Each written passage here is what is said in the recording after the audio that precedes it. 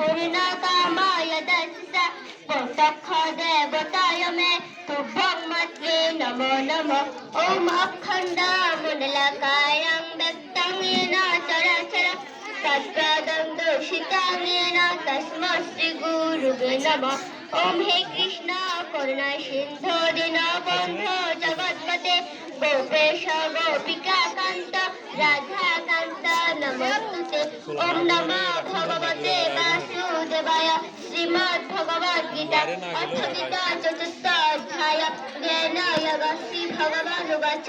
यदा यदा हि धर्मस्य ग्लानिर्भवति भारत अभ्युत्थानम् अधर्मस्य तदात्मानं सृजाम्यहं परित्राणाय साधूनां विनाशाय च दुष्कृतां